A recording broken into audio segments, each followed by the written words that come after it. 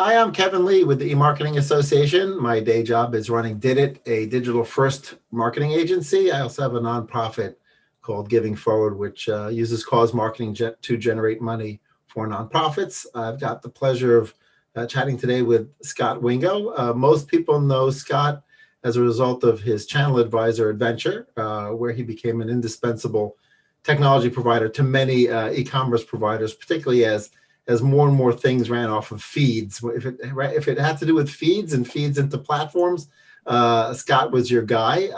Scot's now active in a new startup, Get Spiffy, and he's also active in a nonprofit. So thanks for joining me, Scot. Hey, Kevin, it's good to see you. I feel like I bet if we went back, we've probably known each other for 20 years. So, and actually, Channel Advisor is celebrating 20 years today. So it's good to see you again. And thanks for having me on today. Oh, it's my pleasure. So the current sort of zeitgeist within marketing is sort of a little bit of a question as to, is it Armageddon? Is the sky falling? There are a lot of things going on in the ecosystem where the fidelity of targeting is being eroded, or the fidelity of tracking is being eroded, sometimes by the same thing, right? Whether it's IDFA being the issue within the Apple ecosystem and mobile targeting, or in the third-party cookie, which just got a reprieve recently for another year, as Google said they won't turn it off quite yet within Chrome. But of course, it's already turned off in Safari and some other browsers. So I guess the question, which overlaps with you wearing your channel advisor hat, but also potentially wearing your Get Spiffy hat, is sort of, are we moving back to a blunt targeting ecosystem like the days of the soap opera, where, Tide and Unilever would sponsor soap operas, and you knew the audience was right, but you didn't get the perfect timing necessarily of getting the message across, and so you had to rely on blunter demographics, or sort of where do you see things going with targeting, and do you think it's as big of an issue as people are making it out to be? Yeah, and I kind of think in terms of kind of strata of our ecosystems, right? And being an e-commerce person, we're somewhat insulated from this because we live in the first party data world. Because I put a product on Amazon or eBay or Walmart's marketplace, and then it sells, and then the ad. If I do an ad in that system, it's going to be at the eBay, Amazon, Walmart level, and where it's all first party cookie land, and you've got very closed kind of systems and not under threat. So that's interesting, and that feels good to be in the e-commerce world, because we're not so exposed to that. But it is interesting to kind of watch from a little bit from afar, because the way I love old sci-fi fantasy movies, and it reminds me of Clash of the Titans, right? So you have Apple, Facebook, and Google, and Microsoft to some extent, just really punching each other in the face, and the collateral damage from that is pretty crazy. And it's very interesting to see Apple take this. It's a really good high ground move to say we're going to put people's privacy and their information and keep it super private, and then it therefore cast Facebook and all the ad driven systems as kind of evil, if you will. But at the same time, Apple's always like, oh, and you can still have an ad network, but it's going to be ours, right? So it's kind of funny. They're very good at not getting caught doing that. So it is interesting. I think a lot of it is really going after Facebook, and that's fascinating to kind of watch those guys battle it out.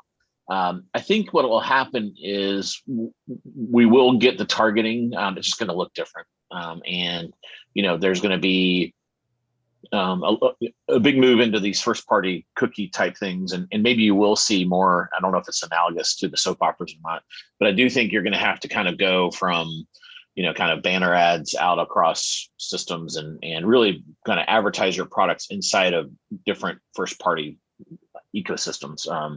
And in my world of Amazon, that's been huge. One of the fastest growing parts of Amazon is the ad network, and it's a number 3 behind Facebook and Google, but growing very rapidly. And a lot of people don't realize it's kind of surpassed Twitter and Snapchat and all the other ad networks to become a pretty large, like I think it's a $10 to $15 billion run rate, part of Amazon's world.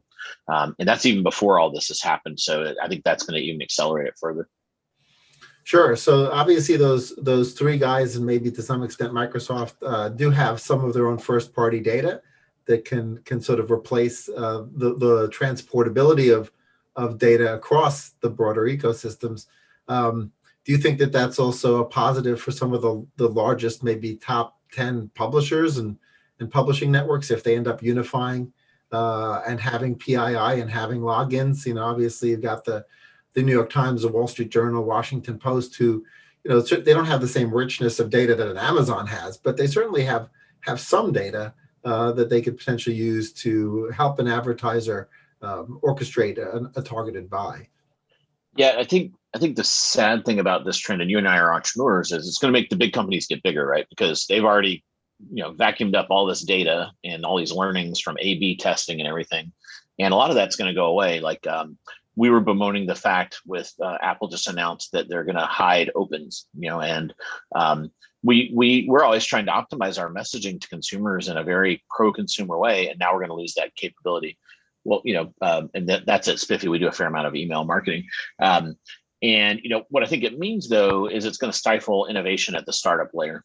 So because imagine you were starting a new social network or a new Amazon competitor or anything like that, you're going to be at this hopelessly disadvantaged from data. And they've already kind of vacuumed up all the data they need to be super successful and be it customer information or all the learnings from testing and targeting and all those kinds of things.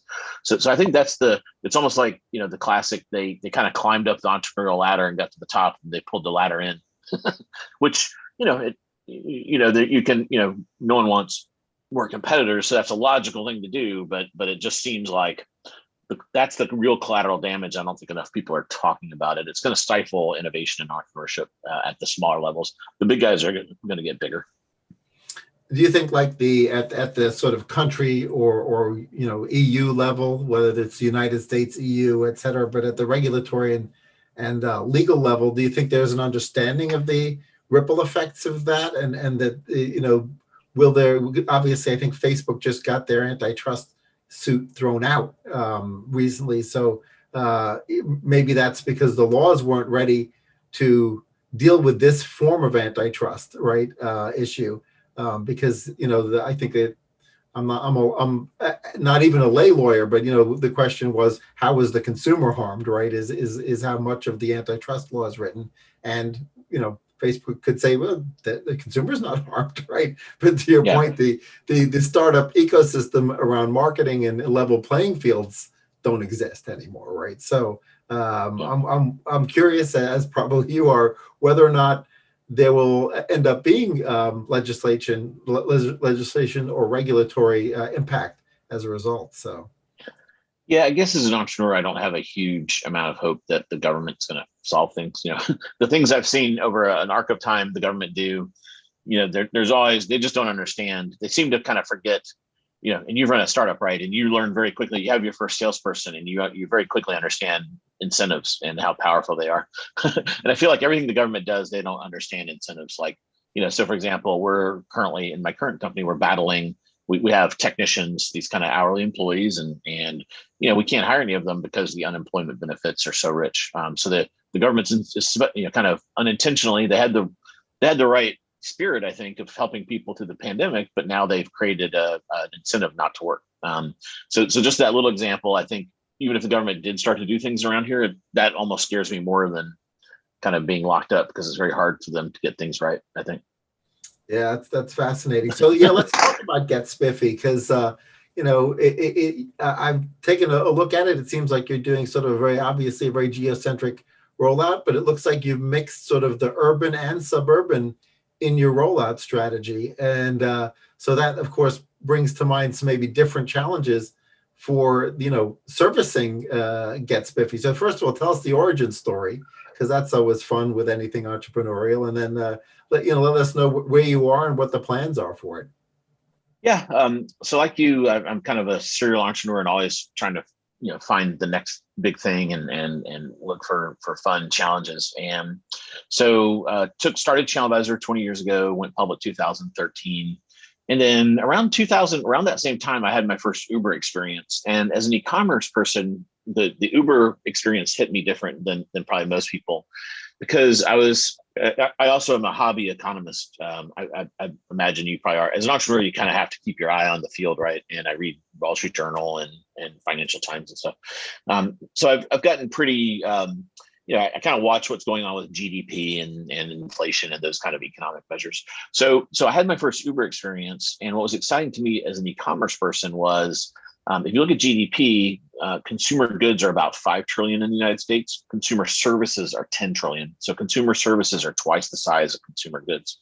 So I was thinking, we're going to see services go digital, just like we've seen products go to digital in the form of e-commerce. And by digital, I mean moving to an app-based system where, and you and I have lived kind of the e-commerce side of it. A lot changes when the consumer now has the power versus the merchant or the service provider. And I was thinking that's going to be a huge opportunity. How could I participate in that? Because it's twice the size of e-commerce.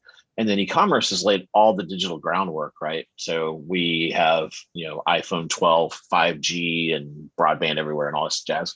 So that was all swirling around in my head. And then I had previously invested in some car washes. And I was thinking, well, that would be an interesting one to experiment with, because there's, car washes actually haven't really, other than kind of some cool effects of the foam that hits your car, there really hasn't really been much innovation in the car wash world. So I was kind of thinking all that, and then just decided to do a test, and that test became Spiffy.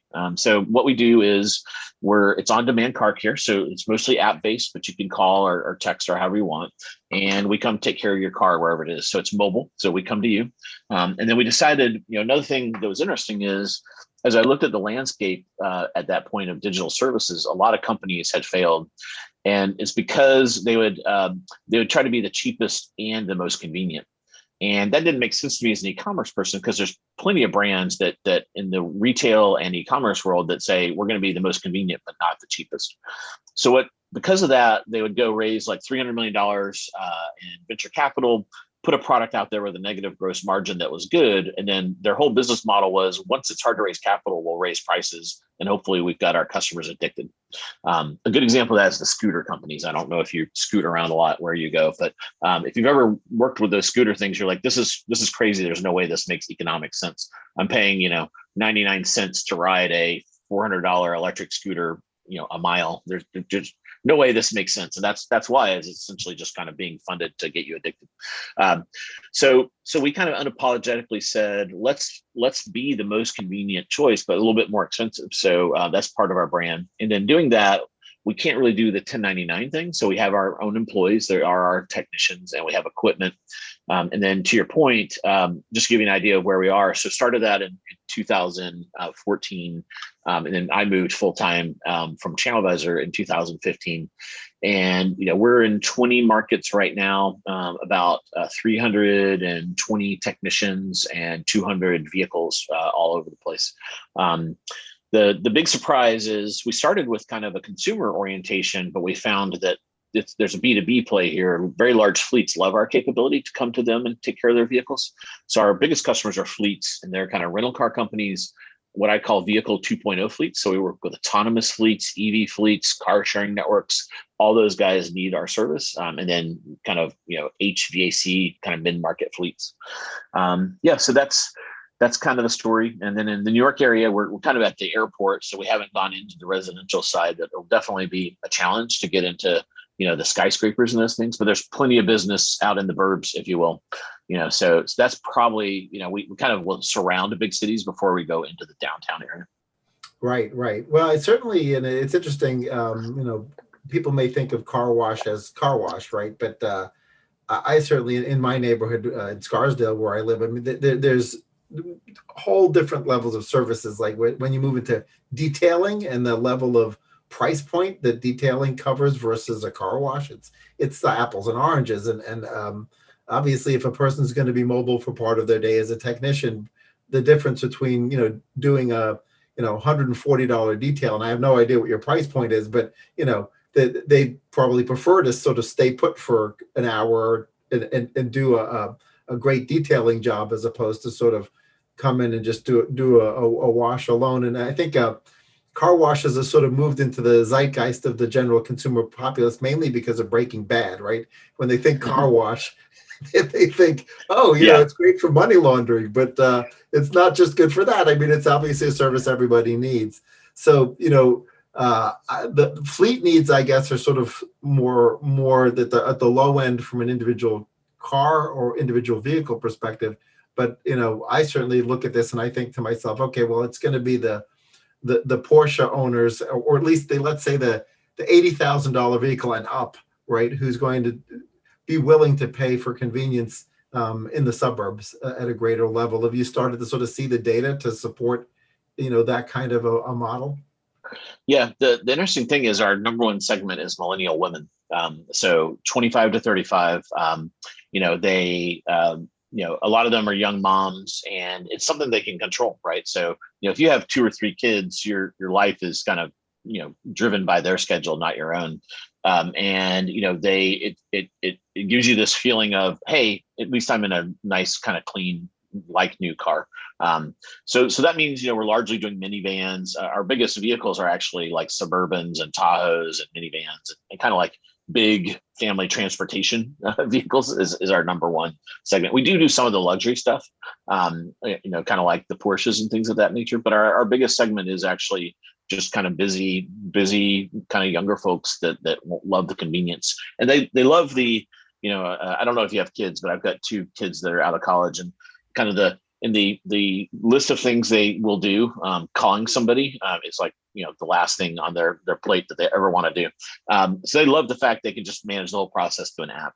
And I still have two physical car washes, and we never see a lot of those people at those physical car washes because they just don't like the experience. They don't like, especially tipping, stresses a fair number of people out, and they kind of like that interaction, and a bunch of the questions people ask. Even kind of which part of the menu do you want stresses people out. So there's something about the digital side that just gives people the flexibility to pick and not have a lot of those interactions that stress them out. Right. And I should have looked this up to try to figure it out from your website, but I didn't. But do the vans that do the servicing bring their own water, or you need a water source to plug into at the location? Yeah. So when we made the decision to be a convenience oriented kind of a thing, we can't, it's not a good experience for us to come to your house and be like, hey, Kevin, I'm here to do your car. Can I find a water hookup? Right. So we do bring all the water with us. The other thing we made a big commitment to is to being as environmental friendly as possible. So one of our innovations is we reclaim 100% of the water. So the way we do that is we bring the water with us. We use very little water, and we use green chemicals, but there is runoff. So what we do is we wash every car on a mat we invented. And so if we came to your house, we would first roll out the mat and set up the truck, and then put your car on the mat. And it has about a 6-inch lip on the mat. So it acts like a little bathtub for your car. So all that runoff hits the mat, it pools up there. We suck it up out of the mat, back up onto the truck into a separate gray water vessel. And at the end of the day, we reclaim 100% of the water. For oil change, we actually suck the oil out of your vehicle versus using a gravity oil change, because the gravity oil change can risk oil kind of spilling and going somewhere.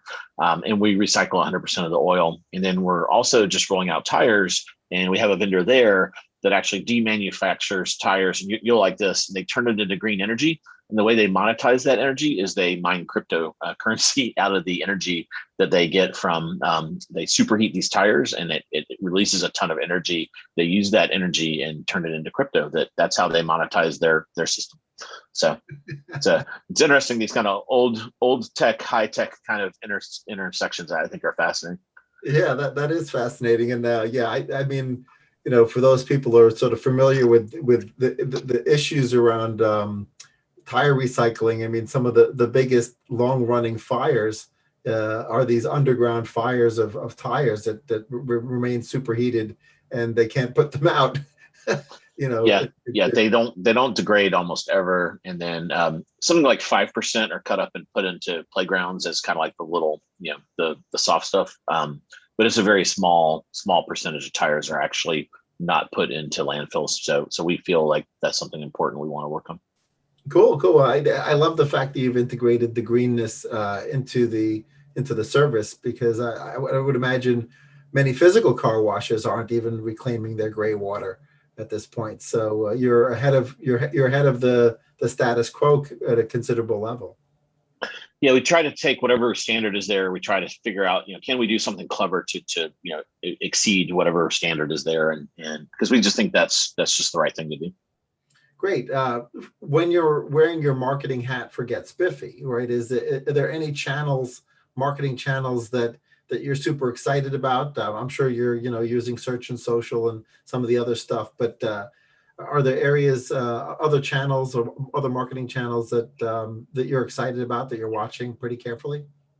Yeah, it's really kind of ironic because like you have had all this. I've been advising people on how to do marketing for a very long time, and it's like, all right, I'm going to get in here, and we actually have to do very little marketing because we've put a lot of our effort into the quality of the service. I'm a big fan of Net Promoter Score, so we've been obsessively like improving our Net Promoter Score over time, and it really works. It's I've always been a believer of Net Promoter Score, but it's kind of fascinating to see it work as we kind of went from in the early days, kind of like 50 to 60, 70. Now we kind of live up in the upper 80s, which is very hard to get to, and it's taken a lot of effort to get there. That just means you have to market less because word of mouth kicks in. I probably also never appreciated the value of having 200 trucks. And it's hard to get this across without a picture, but imagine a 6 foot tall by 20 foot long traveling billboard, and we make them stand out, so they're bright blue with we have a penguin logo, and all the information of how to download the app, and then we put a promo code on the vans. So we actually get a fair amount of activity from that, and then the other one is the number one way we get to consumers before the pandemic, and I think this will come back after, is through office parks. We go to Class A office parks and get added as an amenity. Well, let's say you went to work one day and then you came back and your car looked brand new. Your significant other can be like, "Hey, Kevin, your car looks pretty good. What went on there?" And they'll be, that will turn into a referral for us. So there's like a lot of pin action from that. And even in neighborhoods, we'll go into a neighborhood and we'll do a service, and then just the fact we're there for an hour and a half will drum up a lot of business from neighbors. So those are our top sources. But we do on the digital side do a ton.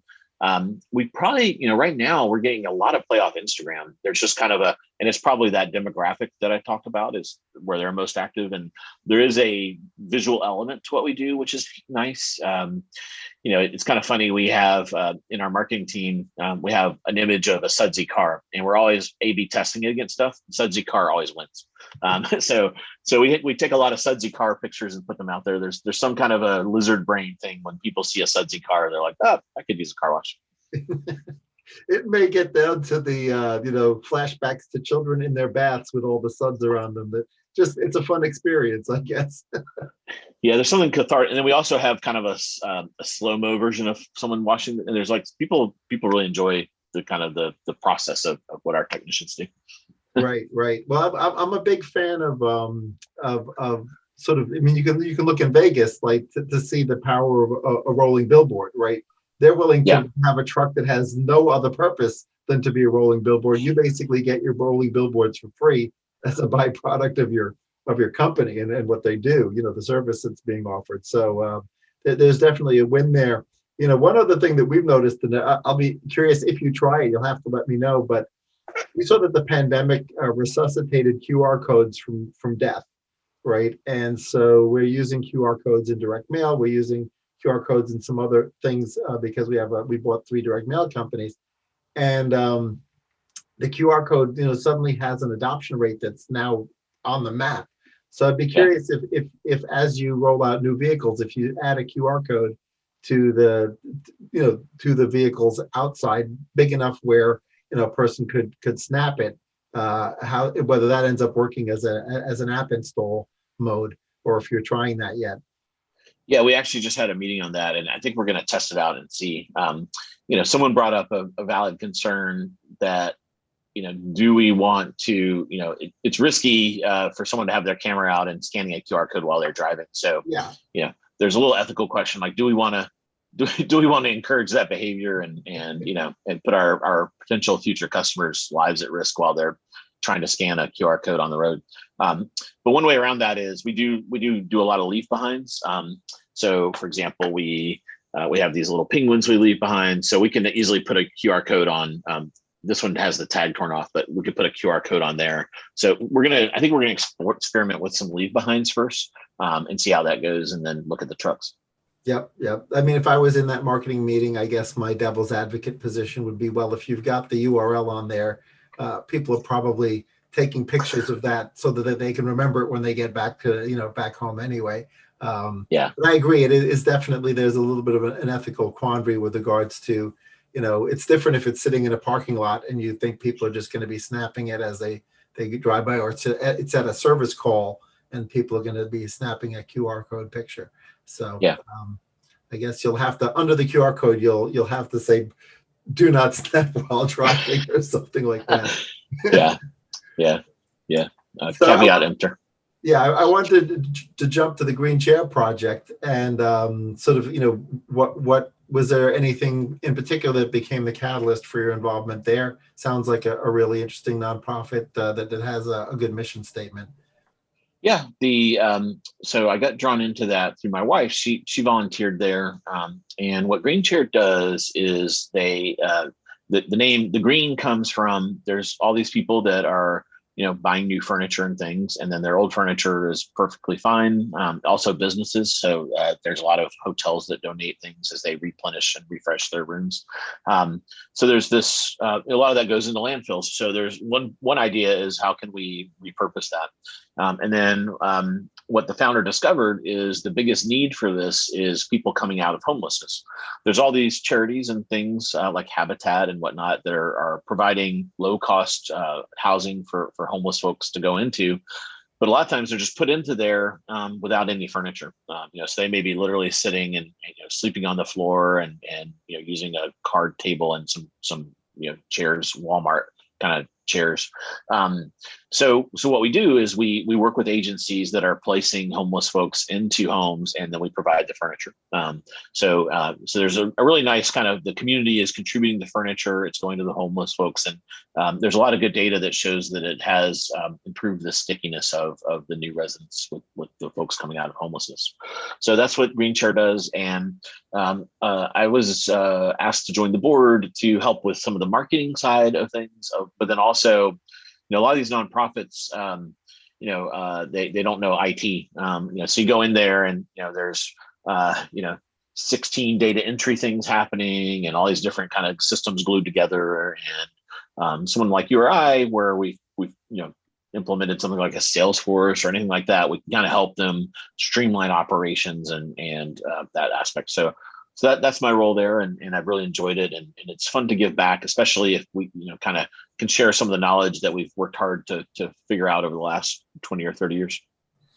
That's great. Yeah, I think the thinking about it, as you mentioned it, the digital transformation has hit certain companies late, right? But it certainly hit the nonprofit community late in some instances as well. And there's also sort of a 90-10, 80-20 rule with regards to nonprofits. So maybe some of the bigger ones have had a chance to do both a digital transformation for marketing, but also an operational digital transformation. And then it's sort of those medium-sized ones or smaller ones, which are sort of have not had the luxury of somebody like you or me to help them, transform both marketing digitally and operations digitally. So that's cool that you've been able to sort of go in there and add the efficiency and the ability to get more scale that comes with digital transformation. Yeah, a good case study is they've part of the mission is to provide a lot of dignity. So before the pandemic, there's a showroom, so you could come in and they would actually schedule an appointment, and you come in with a personal shopper, and you can go build can pick out and build the furniture that's going to go into your house, and it's a great experience. And people bring their kids, and they try out the chairs and all that good stuff. But with the pandemic, they had to shut that down. But we were able to very quickly pivot and offer a pretty simple Shopify store that gave people, it's not as good, obviously, as an experience, but it wasn't that, we were shut down for 18 months. So people could kind of use an e-commerce type experience to replicate a fair amount of that shopping experience. So, so we were able to serve our clients through the pandemic, and I think even going forward, there are a fair number of clients that just kind of prefer that. They were just kind of busy and they have kids, and they were kind of like, I'll just do the e-commerce experience. That's fine versus the showroom. So it's one of the silver linings from the pandemic, and it enabled us, because we had been laying the digital frame foundations, we were able to spin that up pretty quickly. Right, right. Well, there's no doubt for even the standard businesses that there have been some behavior changes that happened during the pandemic, which are sticky, right? And so Yeah. the old normal and the new normal will definitely be looking different than each other. And I think that's forced a lot of businesses and nonprofits to sort of rethink their business models and rethink their operational models. So it'll be interesting to watch that over the next year as sort of the new normal starts to take shape, right? And what does it look like? Yeah, if there's anything I've learned from e-commerce, it's hard to change consumer behavior. You have to kind of provide people something that's much different and better. So kind of 10 times. And when we started Spiffy, that was one of our tenets is we can't just be a little bit better than the alternative. We have to be like 10 times better to get people to kind of out of their normal behavior. But then when you do, it becomes addictive, right? And I call that zero friction addiction. So there's all these things that during the pandemic, people have tried, like Instacart or Wag or whatever it is, then all the food delivery.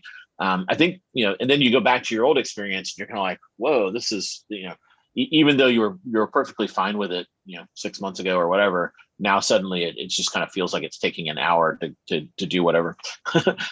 So there, when you have these low friction experiences, they do become quite addictive. And I think the things we've seen over the pandemic are going to be way stickier than a lot of people believe that they're going to be.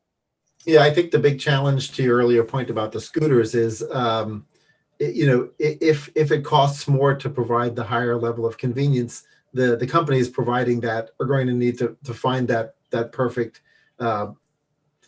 price point where they can actually make the EBITDA they deserve, right, and retain enough clients or customers that have sort of decided that convenience and quality is worth paying for. Yeah. So it sort of comes full circle Yeah, it does. to our earlier conversation about you can't be all things to all people. People have to be willing to sort of pay for a brand premium for something which is a premium service. Mm-hmm. Absolutely. Yeah. And then since starting Spiffy, I found there's a lot of really good research on this around, how people think about convenience. And there was one psychological study that was interesting where they gave people either $100 to buy something or $100 worth of their time. And people would always choose the time. So it's really fascinating to kind of think through how consumers think about these things and the trade-offs they make. Right. At the same time, we all know that guy that'll drive like 100 miles to save 3 cents on gas, right? So there's always kind of like these interesting kind of sometimes irrational behaviors that people have. Yeah, we're going to do an interesting test in that category under Giving Forward. One of the platforms that's in development now is a volunteerism marketplace, where essentially it's like Fiverr, where a person who needs something done can post up the thing they want done, and the volunteer can come in and do it, and 70% of the revenue for getting that thing done goes to the nonprofit that the volunteer picked, and the sponsor is essentially sponsoring that behavior. So it obviously lends itself to very digital centric things, but to the point you just made, obviously the person could go on Fiverr, charge for it, and then just donate the 100% of the proceeds to their cause. But there's a change in psychology around it. Well, yeah, but I'm volunteering, and so people value their time and are willing to do things under a volunteerism umbrella that at least we believe that they might not otherwise be willing to do. So we'll have to see how that works out. Yeah. I look forward to seeing the results that you have from it. Great. So thanks, Scott, so much for joining me. We went into a bunch of different categories, but they were all really fun conversations. And I look forward to staying in touch and watching, getting my car washed in a spiffy way. We'll let you know when we launch, and you'll be one of our first customers there. Sounds good. Thanks again. All right. Thanks, Kevin. Have a good day.